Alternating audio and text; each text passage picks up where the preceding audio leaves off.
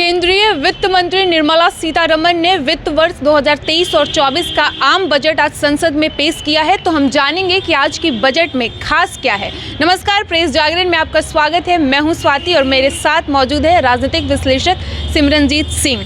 तो सर, आज की बजट में खास क्या है? हाँ, देखिए, हमेशा की तरह आज का बजट है, देश का ये 75वां बजट है। निर्मला सीतारमण का बतौर वित्त मंत्री ये 5वां बजट है। और बजट चाहे जिस सरकार में हो, कांग्रेस की सरकार हो, बीजेपी की सरकार हो, गठबंधन की सरकार हो, एक पार्टी की सरकार हो, बजट में कुछ खास और नया नहीं होता है। दरअसल बजट में वही सब कुछ होता है।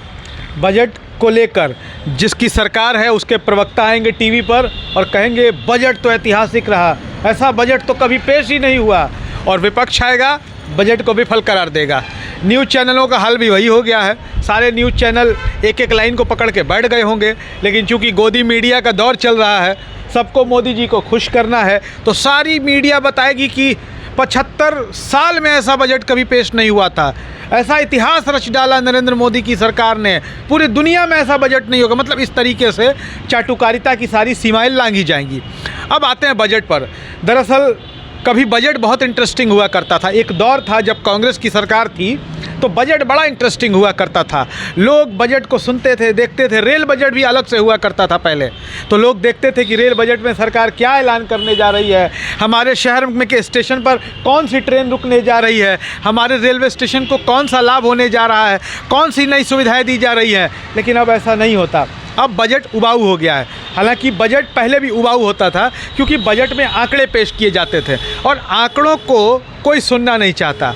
आंकड़ों में दिलचस्पी सिर्फ छात्रों को होती है, और जो लोग हैं, जो आम लोग हैं, उनको उनको आंकड़ों में कोई दिलचस्पी नहीं होती थी। बजट में उनके लिए नया निकल कर क्या आ रहा है वो इसका इंतज़ार करते थे। तो बजट में जो खास चीज़ें हैं, आज यह कहा गया है सरकार की ओर से कि पहले जो 5 लाख रुपए इनकम टैक्स का दायरा हुआ करता था, 5 लाख रुपए तक की कमाई पर कोई टैक्स नहीं देना पड़ता था, अब ये 7 लाख रुपया हो गया है। ये मिडिल क्लास के लिए एक बड़ी खबर है। 7 लाख रुपए के लिए 7 लाख रुपए तक के इनकम पर आपको कोई टैक्स नहीं देनी होगी। दूसरी एक बड़ी खबर ये है कि जो गरीबों को मुफ्त खाद्यान्न बांटा जाता है उसको 1 साल के लिए बढ़ा दिया गया है, क्योंकि इस बार का जो बजट है उसका लोकसभा चुनाव पर बहुत प्रभाव पड़ने वाला है।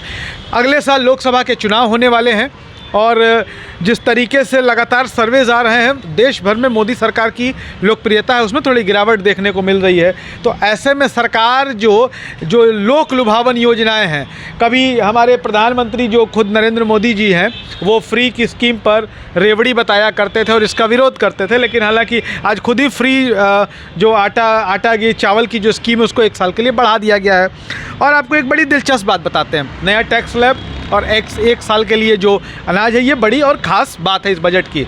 लेकिन हर बार बजट में कुछ ऐसी चीज़ होती है जो बिल्कुल बकवास होती हैं, और सरकार चाहे किसी भी की भी रहे, वित्त मंत्री कोई भी रहे, वो ऐसी घोषणाएं ज़रूर करता है। इस बार क्या है? मैं बता रहा हूँ। वो घोषणाएं इस तरीके से होती हैं कि युवाओं के लिए बड़ा ऐलान किया जाता है, कौशल विकास के कार्यक्रम किए जाएंगे, बड़े बड़े ट्रेनिंग दिए जाएंगे, छोटे उद्योगों के लिए लोन दिया जाएगा। ये सबसे वाहियात घोषणाएं होती हैं और ये कभी ज़मीन पर नहीं उतर पाती। कौशल विकास, ट्रेनिंग देने की बातें ये बिल्कुल ज़मीन पर नहीं होती। इससे युवाओं को कोई फ़ायदा नहीं होता, संसद तक ही रह जाती है। हाँ, सिर्फ नहीं, इसमें लूटपाट होती है और ये लूट भ्रष्टाचार की योजनाएं बनकर रह जाती हैं। आज भी कौशल विकास केंद्र के नाम पर देखिए क्या चल रहा है देश भर में। तो ऐसी योजनाओं से सरकार को परहेज करना चाहिए, बल्कि बेरोजगार युवाओं की लिस्ट बनाकर आप उनको 10-10 हज़ार रुपये ही अलग से दे दो, भाई लो जो मन में कारोबार कर लो। लेकिन ये जो इस तरीके की योजनाएं बनती हैं, प्रधानमंत्री कौशल विकास योजना, स्किल इंडिया इंटरनेशनल सेंटर, इनका कोई फ़ायदा नहीं होता है। तो मिला जुला के बजट यही सब कुछ है। और एक और ख़बर इसमें यह है कि सिगरेट महंगा हो जाएगा, मोबाइल सस्ता हो जाएगा, बाकी सारी चीज़ें आपको अखबार में देखने को मिल जाएंगी। और एक बजट की खास बात आपको बता दूँ, जब से देश में नरेंद्र मोदी जी की सरकार आई है, या ये कह सकते हैं कि सोशल मीडिया का दौर जब से इस देश में आया है, तो आपको फेसबुक पर बहुत सारे नए नए अर्थशास्त्रियों से मुलाकात हो जाएगी। बजट के विश्लेषक, विशेषज्ञ आपको मिल जाएंगे। वैसे लोग जो बजट की स्पेलिंग BAJAT लिखते हैं, वो भी आपको बजट पर पूरा ज्ञान देंगे। उस ज्ञान का आप इंतज़ार करिए, ज्ञान का आनंद लीजिए। और ज्ञान ऐसी चीज़ है कि बंट रही है, जितना मन करे उसको लपेटते जाइए, समेटते जाइए। तो आपने सुना कि केंद्रीय वित्त मंत्री निर्मला सीतारमण ने जो आज आम बजट संसद में पेश किया है उसकी खास बात क्या है। तो ऐसे ही तमाम खबरों के लिए देखते रहिए प्रेस जागरण और तब तक के लिए धन्यवाद।